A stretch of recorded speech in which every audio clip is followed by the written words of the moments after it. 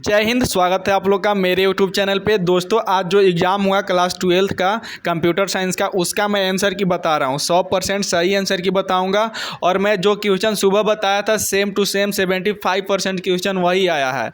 तो आप लोग वीडियो देखे होंगे तो आप लोग को पता चल गया होगा। तो चलिए, हिंदी और इंग्लिश दोनों में आंसर की मैं बता रहा हूँ। तो चलिए बिना देर के वीडियो को स्टार्ट करते हैं। तो देखिए, पहला क्वेश्चन दिया हुआ है, C++ इज डेवलप्ड बाई, मतलब C++ को कौन डेवलप किया था? तो इसका ऑप्शन नंबर डी हो जाएगा। पहला का ऑप्शन नंबर डी हो जाएगा, बाजार ने स्ट्रोसॉफ्ट। इसके बाद देखिए क्वेश्चन नंबर दूसरा आता है। दूसरा आता है, execution of program start from. तो प्रोग्राम का जो निष्पादन हुआ था वो कहाँ से प्रारंभ होता है? तो यही पूछ रहा है। तो इसका ऑप्शन नंबर दूसरा हो जाएगा, मेन फंक्शन से। इसलिए दूसरा का ऑप्शन नंबर बी हो जाएगा। इसके बाद देखिए क्वेश्चन नंबर तीसरा आता है। देखिए क्वेश्चन नंबर तीसरा है, which of the following is not correct for keyword. पूछ रहा है कि इनमें से कौन जो है कीवर्ड के लिए सही नहीं है? तो इसका ऑप्शन नंबर तीसरा हो जाएगा। तीसरा का जो है ऑप्शन नंबर सी हो जाएगा। तीसरा का ऑप्शन नंबर सी हो जाएगा। इसके बाद देखिए क्वेश्चन नंबर चौथा आ रहा है, वॉइड डेटा टाइप रिप्रेजेंट। जो वॉइड डेटा टाइप है क्या दर्शाता है? तो इसका ऑप्शन नंबर जो है डी हो जाएगा, नॉन ऑफ दीज। यानी कि ऑप्शन ए भी गलत है, ऑप्शन बी भी गलत है और ऑप्शन सी भी गलत है। इसलिए इसका ऑप्शन नंबर जो है डी हो जाएगा, इनमें से कोई नहीं। इसके बाद देखिए अगला क्वेश्चन आते हैं। क्वेश्चन नंबर 5 में देखिए, यहाँ पे देखिए पूछ रहा है, एक्स बराबर plus plus Y plus 2y evaluates if Y equal to 2। यहाँ पे इक्वेशन एक दिया हुआ है और y का वैल्यू भी दिया हुआ है। तो यहाँ से आंसर इसका पूछ रहा है। तो जब आपको इसको इवेल्युएट कीजिएगा तो इसका आंसर जो आएगा 21 आएगा। इसलिए इसका ऑप्शन नंबर जो है बी हो जाएगा। पांचवा का ऑप्शन नंबर बी हो जाएगा। इसके बाद देखिए क्वेश्चन नंबर 6 में पूछ रहा है, खाली स्थान loop will executed at least one event if the condition is false initially. यानी कि लूप कम से कम एक बार निष्पादित किया जाएगा, भले ही शुरुआत में कंडीशन गलत हो। तो इसका ऑप्शन नंबर जो है ए हो जाएगा, डू वाइल लूप जो है। तो इसका ऑप्शन नंबर जो है ए हो जाएगा। छठा का ऑप्शन नंबर ए हो जाएगा।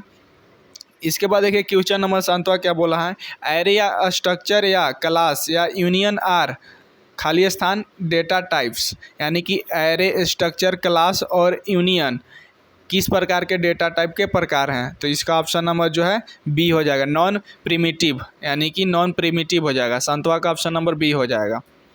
इसके बाद देखिए क्वेश्चन नंबर 8 क्या बोल रहा है, ए इज यूज्ड फॉर। यहाँ पे ए का यूज पूछ रहा है। तो इसका ऑप्शन नंबर जो है दूसरा हो जाएगा, ऑडिबल वेल हो जाएगा। क्वेश्चन नंबर 8वां का ऑप्शन नंबर बी हो जाएगा। इसके बाद देखिए question number 9, which of the following is not the concept of OOP. यानी कि निम्नलिखित में से कौन सा ओओपी की अवधारणा नहीं है? तो इसका ऑप्शन नंबर जो है डी हो जाएगा, नॉन ऑफ दीज। यानी कि इनमें से कोई सही नहीं है। इसके बाद देखिए क्वेश्चन नंबर 10 आता है, instance of class is called. यानी कि एक क्लास का उदाहरण पूछ रहा है, एक क्लास का उदाहरण क्या कहलाता है? तो इसका ऑप्शन नंबर जो है बी हो जाएगा, ऑब्जेक्ट कहलाता है। तो क्वेश्चन नंबर 10 का ऑप्शन नंबर बी हो जाएगा। इसके बाद देखिए question number 11, friend function is खाली स्थान ऑफ ए क्लास। जो फ्रेंड फंक्शन का एक क्लास है तो कौन क्लास है? तो इसका ऑप्शन नंबर जो सी हो जाएगा, नॉन मेंबर फंक्शन। यानी कि क्वेश्चन नंबर 11 का ऑप्शन नंबर सी हो जाएगा। इसके बाद देखिए question number 12,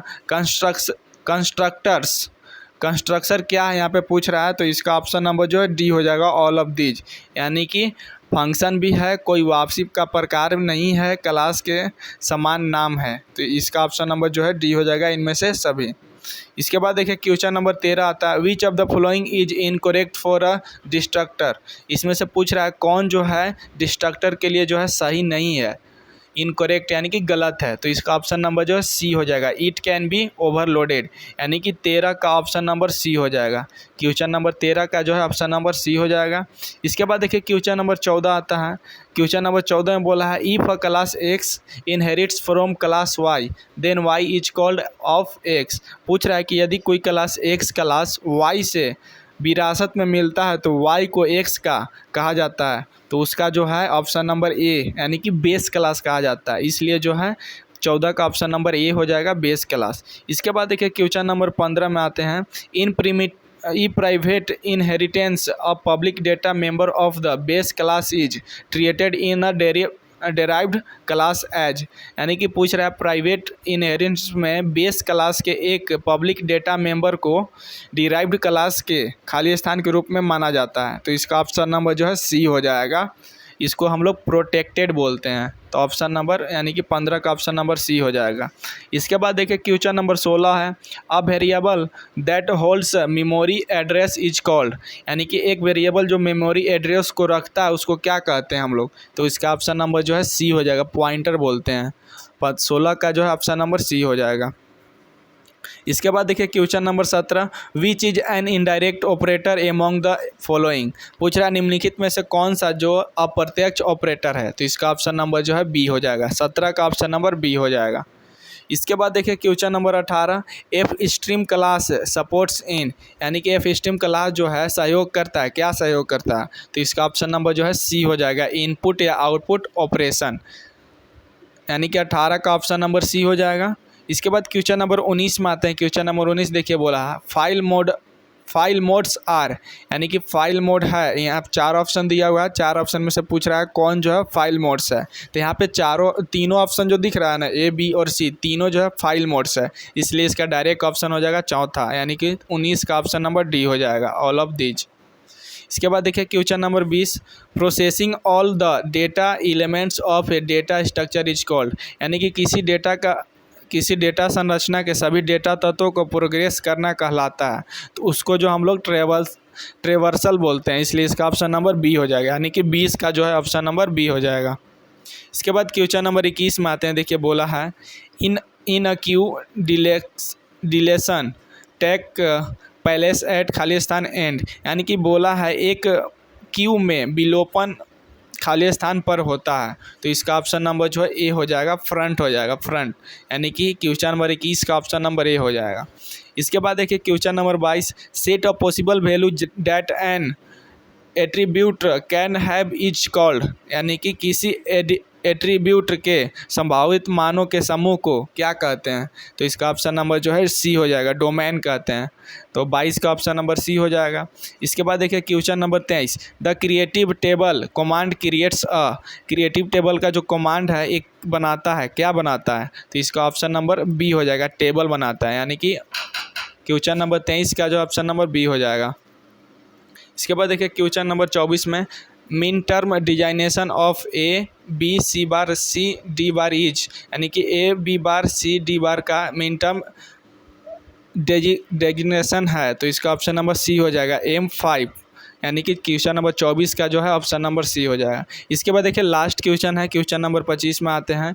the pattern of inter connection of nodes in a network is called, यानी कि किसी नेटवर्क में नोड्स के इंटर कनेक्शन के पैटर्न को कहा जाता है। तो इसका ऑप्शन नंबर बी हो जाएगा, टोपोलॉजी कहा जाता है। तो क्वेश्चन नंबर 25 का जो ऑप्शन नंबर बी हो जाएगा।